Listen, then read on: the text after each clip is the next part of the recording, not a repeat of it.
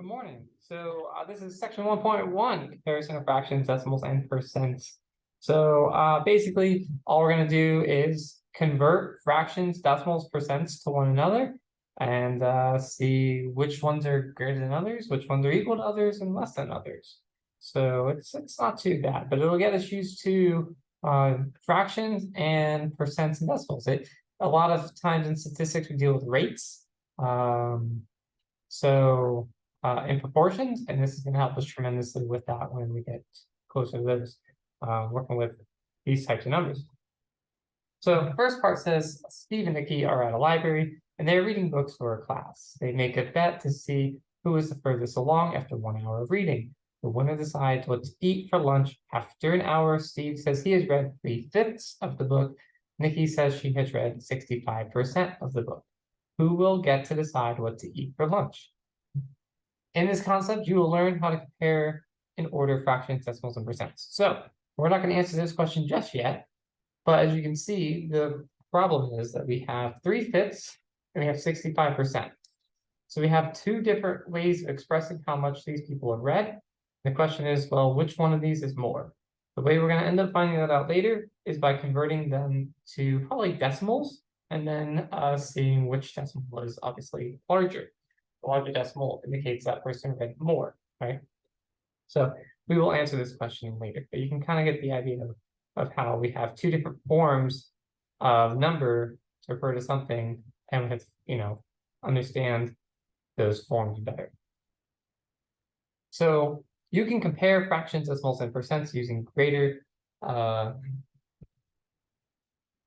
Hopefully you can still hear me okay. You can compare fractions, decimals, and percents using greater than, less than, or equal to. You can convert fractions, decimals, and percents to the same form to compare the values. If you are comparing a fraction and a percent, write both of them either as fractions or percents to figure out which is greater. So use this information to write a set of numbers or quantities in order from least to greatest or greatest to least. Okay, so we're going to compare the first example we have is 45% and 4/5. Now, if you are already really good with numbers, then you'll probably already know immediately that 4/5 is larger than 45%. But a lot of us, including me, can be a little bit off-put by some of this. And so we're going to try and convert these so that we understand them better. So one thing I want to do is I'm going to go ahead and convert these both to decimals. I think that'll get us used to it. Decimals are kind of an easy way to establish a base for a lot of numbers. Because the calculator, at the same time, calculators are good with decimals as well. They're easier to read than fractions and probably easier to read than percents. So 45% as a decimal, I need you to understand this, is going to be 0.45. So here's how you can convert it. Basically, if you take 45%, imagine it's 45.0 for a second, right? 45%. To convert a percent to a decimal, you would move this decimal 2 places left. It's always 2 places left. It's not just for this example. It's always, anytime you want to do percent to a decimal value, you move the decimal 2 places left. And that puts the decimal here, which of course, as you can see now, is 0.450, or you could just leave off that 0 and just say 0.45, which is what I have here, right? 0.45. So that's one way to do it. What I usually kind of do, and I just think of like cents, like $1 and cents. So if I had 45 cents, right, you would say that is $0.45, right? 45 cents, like that's how it would look on a price tag more likely. So I kind of think of it like this. When I look at that number, I think of a percent as a cent. And then I can convert that to a decimal by imagining it as money. That's just kind of my technique, but everybody has their own. But we'll do plenty of them and you'll get better at it as we go on. Now, fractions, 4/5. What you could do, if you don't already know, is just take a calculator and divide. What is 4 divided by 5? That's what a fraction is. It is essentially division. So 4 divided by 5, if you took a calculator and did that, you would get 0.8. So this as a decimal is 0.8. And now comparing the two, you can see Well, 0.8 is larger than 0.45, right? So ultimately, our answer to this question, we have to put it back in their original forms. Is 45% is less than 4/5. Or you can read that the other way. You could say 4/5 is greater than 45%. Remember the greater than, equal, or greater than and less than signs? It's like an alligator. The alligator will eat the bigger side. So if it's eating the 4/5, that's because the 4/5 is larger than the 45%. All right, so this is kind of room to work, but I didn't need that much space. So I'm going down here. So now we're going to compare these two to one another. Which one's greater than, which one's less? And again, I like to have them in decimal forms. Obviously, you can see the 0.9 is already in decimal form. So let's talk about the 18%.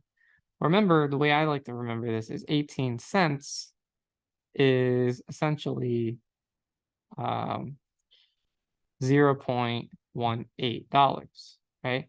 So 18 cents is 0.18. And again, you can think of this as well. You could do the 2 decimal trick if you want by moving decimal 2 places left. 1, 2. Again, it puts you here, 0.18. So either way you do it, you get 0.18, right? 0.18. So that is that.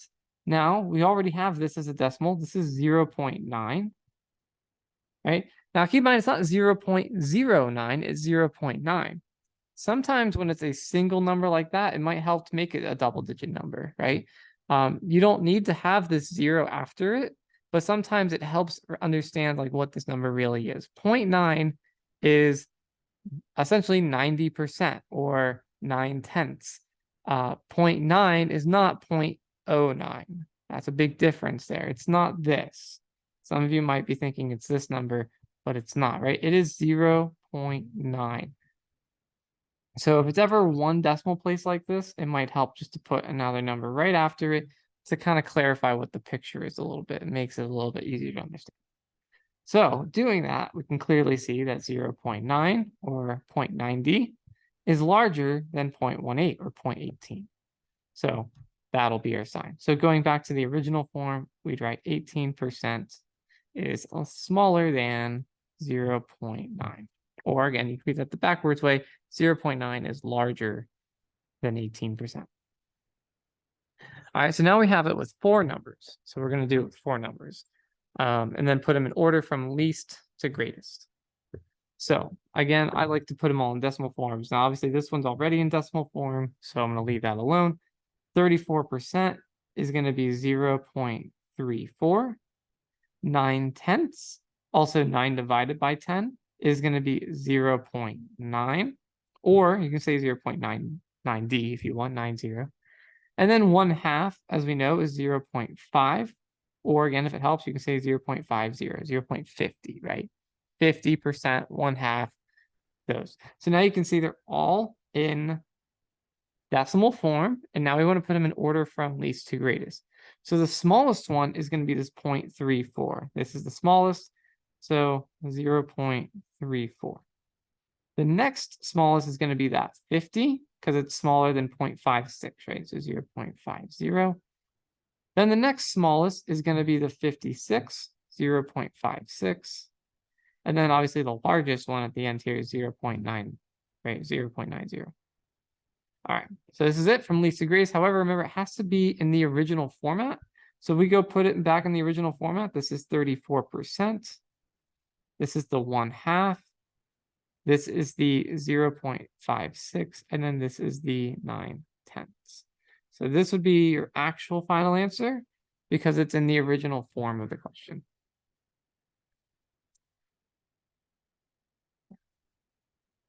All right. Now, looking back at the example we read at the very beginning of this, about how fast or how much these people read. Remember, it says Steve read the 3/5 of the book in that 1 hour, and Nikki read 65% of the book in that 1 hour. So find out who read the most, who read the furthest, compare the quantities. So we're essentially comparing 3/5 and 65%. So again, I'm going to go ahead and make these decimals. 3/5 as a decimal is 3 divided by 5. This is 0.6, or you can say 0.60. And 65%, of course, as a decimal is 0.65. Oops, got the 6 there. So having them both in decimal form is kind of my preference, but again, everybody can do it a little differently. However you feel like setting it up and organizing it, whatever base you want to use for comparison. As you can see though, the 60 is smaller than the 65, which means the 3/5 is smaller than the 65%. So I'm going to put that down here because it's more my final answer. 3/5 smaller than 65%, which tells us what? Nikki read more of the book because remember, Nikki read 65%. So Nikki, how did she spell it? K-I-E. Nikki read more. There you go. A little sloppy there, but it works. You get the idea. Another example. These are going to be kind of ones that I kind of let you guys do in class, but I'll go ahead and answer them here. So here we go. So again, in decimal form, 83 out of 100 is 0.83. 0.16, of course, is 0.16. 33% is 0.33. And 4/5, as we saw earlier, is 0.8 or 0.80. So doing it from least to greatest, the smallest number is going to be 0.16. Then the next one is going to be 0.33, followed by 0.80, and then 0.83. And back in their original form, that would be 0.16. This was already a decimal. This was the 33%, so 33%. This was the 4/5. And the 0.83 was the 83 out of 100. So again, putting them back in their original form from least to greatest. Example number 3. These ones, you have 0.19, and then this converted is 0.19. You're going to see that these are equal to each other. So yes, you're going to see them. Sometimes you get equal to like that. That's all right. So compare the values again. 2/5 and 45%. So 2/5, 2 divided by 5 is 0.4 or 0.40. And 45% is 0.45, of course. So as you can see, that one is larger. The 45% is larger than the 2/5. So 2/5 is smaller than 45%. Or again, you can say it backwards, 45% is greater than 2/5. And then our final example, yeah, I was gonna say, final example, this one, I think you guys, these are already both in the same, so I don't think we really have to change them. I think we can just tell right off the bat, of course, that 56% is of course larger than 21%. So we should know this one without having to do any sort of conversions because they're already in the same, like, how would I say, like the same form. All right, that's going to be it for 1.1. So I hope this helps. Again, you can always come back to this for help if you need it. So it's good to see you guys. Now you can work on your skill check, and I'll see you guys next time.